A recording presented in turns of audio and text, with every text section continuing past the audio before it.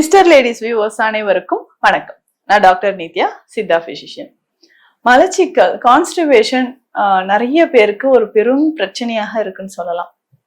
இதுல என்னன்னா ஒரு சிலருக்கு ஒரு ஹேபிட் இருக்கும். காலையில எந்திரிச்சோடனே ஏதாவது காஃபி ஆர் டீ ஸ்ட்ராங்கா குடிச்சாதான் எனக்கு மோஷன் போகுது அப்படின்னு சொல்லுவாங்க.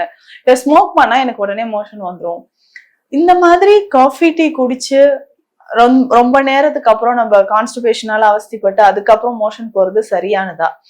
காலையில எம்டி ஸ்டொமக்ல காஃபியே குடிக்காதீங்க அப்படின்னு தான் நம்ம எல்லாருமே சொல்லுவோம். டாக்டர்ஸ் எல்லாருமே சொல்றது அதுதான். ஸோ மற்ற நேரங்கள்ல கூட குடிச்சிக்கலாம். காலையில எந்திரிச்சோடனே எம்டி ஸ்டொமக்ல காஃபி டீ குடிக்கிறத நிச்சயமா அவாய்ட் பண்ணிக்கணும்.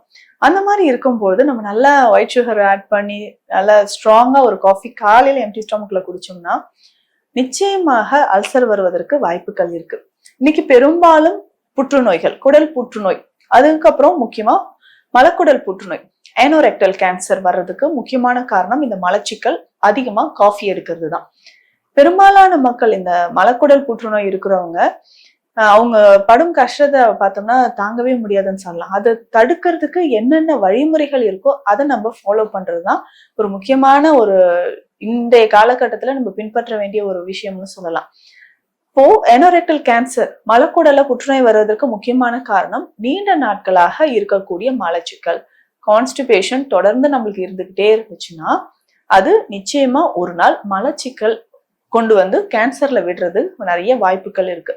அதே மாதிரி காலையில வெறும் வயிற்றுல தொடர்ந்து நம்ம காஃபி குடிச்சுக்கிட்டே இருந்தோம்னா அல்சர் வர்றதுக்கு, ஸ்டொமக்ல வந்து அல்சர் வர்றதுக்கு, ஆசிட் அதிகமா செக்ரேட் ஆகிறதுக்கு, ஆசிட் ரிஃப்ளக்ஸ் ஆகிறதுக்கு நிறைய வாய்ப்புகள் இருக்கு.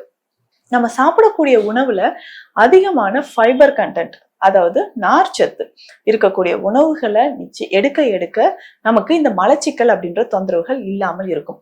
பொதுவா இந்த கான்ஸ்டிபேஷன் யாருக்கு நல்லா வரும் அப்படின்னு பார்த்தோம்னா, தண்ணீர் சரியா குடிக்காம இருக்கக்கூடிய நபர்களுக்கு.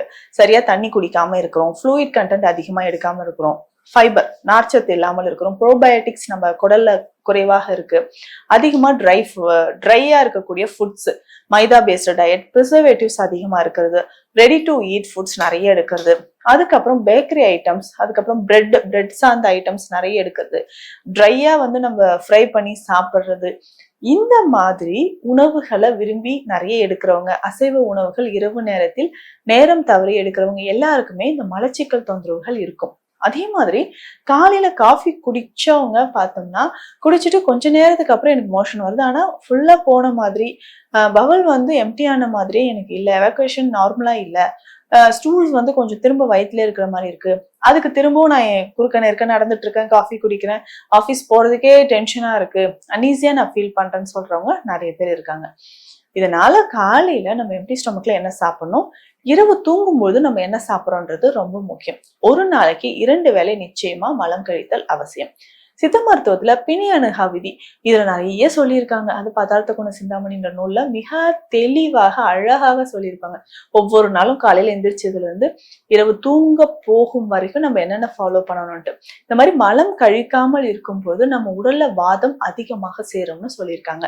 வாதம் அப்படின்னா கை கால் மூட்டுக்கள்ல அதிகமான வலி ஏற்படுறது, அடுத்தது கை கால்கள்ல நடுக்கம், நரம்பு தளர்ச்சி ஏற்படுறது, தலை வலி, தலை சுத்தல், வாமிட் வர மாதிரி இருக்கிறது, வாந்தி வர மாதிரி இருக்கிறது, அதுக்கப்புறம் வந்து பார்த்தோம்னா சாப்பிட்ட உணவே செரிக்காத மாதிரி திடீர்னு கோபம் வர்றது, இந்த மாதிரியான பிரச்சனைகள் எல்லாமே ஏற்படுதுன்னு சொல்லலாம். இப்போ அடுத்தது என்ன பண்ணலாம்? இப்போ மலச்சிக்கல் இருக்கு, ஒரு நாளைக்கு 2 வேளை நிச்சயமா மோஷன் போனோம்னா நம்ம சாப்பிடக்கூடிய உணவில் அதிகமான ஃபைபர் மற்றும் ஃப்ளூயிட்ஸ் அதிகமா இருக்கிற மாதிரி பார்த்துக்கணும். ஃபைபர் அப்படின்னு சொல்லும் போது சிறுதானிய வகைகளை உணவில் நிறைய சேர்த்துக்கணும். முக்கியமா கீரை வகைகள்ல அரைக்கீரை, சிறுகீரை, மணத்தக்காளி, பாலக்கீரை, பருப்பு கீரை, இது எல்லாமே எடுத்துக்கணும். இதுல எல்லாமே நிறைய நார்ச்சத்துக்கள் இருக்கு. மாதம் 2 முறை நிச்சயமா அகத்திக்கீரையை எடுத்துக்கணும்.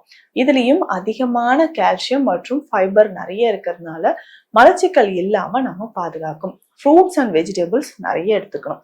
வெஜிடபிள்ஸ் அப்படின்னு சொல்லும்போது காய்கறிகள்ல நம்ம எதை எடுத்து சாப்பிடணும். நம்ம பண்ற மிகப்பெரிய தவறுகள் என்னன்னா, காய்கறிகளை பொறுத்த வரைக்கும் நம்ம டீப்பா ஃப்ரை பண்ணி சாப்பிடும், ஆயில நல்லா ஃப்ரை பண்ணி சாப்பிடும்போது அதுல இருக்கக்கூடிய சத்துக்கள் மறைய ஆரம்பிக்கும்.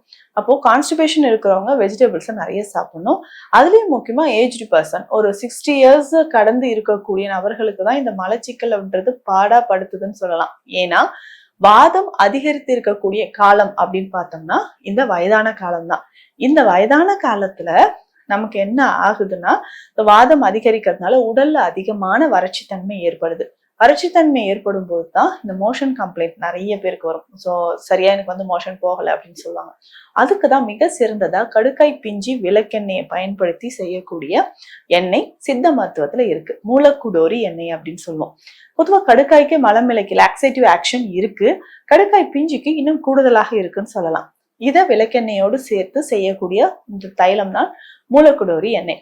இதை வெந்நீர்ல இல்லைன்னா பால்ல 5 to 10 ml இரவு நேரத்துல கலந்து குடிக்கணும்.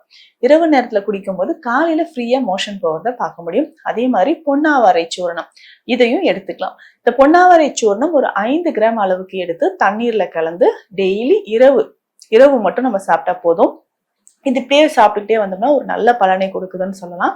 அதே மாதிரி சீரகம், ஓமம் இது ரெண்டுமே பெஸ்ட். அதாவது நிறைய ஃபைபர் இருக்கக்கூடிய ஒரு பொருள். நம்மளுடைய சீரகம் அகத்தை வந்து சீராக்கக்கூடியது. ரொம்ப நாளா கான்ஸ்டிபேஷன் இருக்கிறவங்க சீரகமும் ஓமமும் பயன்படுத்தலாம். இது எப்படி பயன்படுத்தணும் அப்படின்னா, ஒரு லெமன் ஃபுல்லா எடுத்துக்கோங்க, எலுமிச்சம்பழத்தை ஃபுல்லா எடுத்துக்கோங்க. அதை 4 கட் பண்ணிட்டு 1 லிட்டர் தண்ணியில போட்டு நல்லா கொதிக்க வைக்கணும். ஒரு 10 to 15 நிமிடங்கள் கொதித்ததுக்கு அப்புறம் இதுல 2 ஸ்பூன் சீரகம், ஒரு 2 ஸ்பூன் ஓமம் போட்டு கொஞ்ச நேரம் ஒரு 5 minutes கொதிச்சதுக்கு அப்புறம் இந்த தண்ணியை மூடி வச்சிடணும். இந்த தண்ணியை நம்ம குடிக்கணும். எந்த நேரத்தில் குடிக்கணும் அப்படின்னா, காலை 10 மணில 4 மணிக்குள்ள இந்த தண்ணியை கொஞ்சம் கொஞ்சமா குடிச்சிடணும். வாரத்துக்கு 1 நாள் இதை ஃபாலோ பண்ணா போதும். தீவிரமான மலச்சிக்கல் இருக்கு, நம்ம வயிற்றை சுத்தப்படுத்தணும்னு நினைக்கிறவங்க இந்த தண்ணியை குடிச்சிட்டு வந்தோம்னா, கொஞ்ச நேரம் இடைவெளி விட்டு குடிச்சுக்கிட்டே வந்தோம்னா வயிறு சுத்தமா இருக்க நம்ம பார்க்க முடியும். அதே மாதிரி எலுமிச்சம்பழத்துக்கு பதிலாக பைனாப்பிளையும் நம்ம யூஸ் பண்ணலாம். ஒரு 5-6 துண்டுகள் பைனாப்பிள பெரிய ஸ்லைசஸா கட் பண்ணி தண்ணியில போட்டு நல்லா பாயில் பண்ணி சீரகம், ஓமம் ஆட் பண்ணி குடிச்சிட்டு வந்தனாலும் குடல்ல இருக்கக்கூடிய அழுக்குகள் எல்லாமே வெளியேறும். அதே மாதிரி புற்றுநோய் செல்கள் வராமலும் இது நமக்கு தடுக்குதுன்னு சொல்லலாம். இப்போ காலையில எந்திரிச்ச உடனே நமக்கு எம்டி ஸ்டொமக்ல காஃபி, டீ குடிக்க வேண்டாம். ஊறல் குடிநீர் மாதிரி நம்ம எடுத்துக்கலாம்.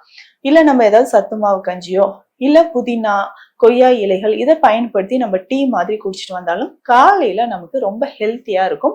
பெஸ்டா நம்ம என்ன பண்ணலாம்னா கருப்பட்டி காஃபியும் எடுத்துக்கலாம். ஸோ இந்த மாதிரி இயற்கை சார்ந்து காலைல வெறும் வயிற்றுல நம்ம சாப்பிட்டுட்டு நான் சொன்ன இந்த குறிப்புகள் எல்லாமே ஃபாலோ பண்ணா நிச்சயம் மலச்சிக்கலுக்கு ஒரு பெரிய தீர்வாக இருக்கும். இந்த பதிவு உங்களுக்கு பயனுள்ளதா இருக்கும்னு நினைக்கிறேன். மீண்டும் அடுத்த பதிவில் சந்திக்கலாம். நன்றி.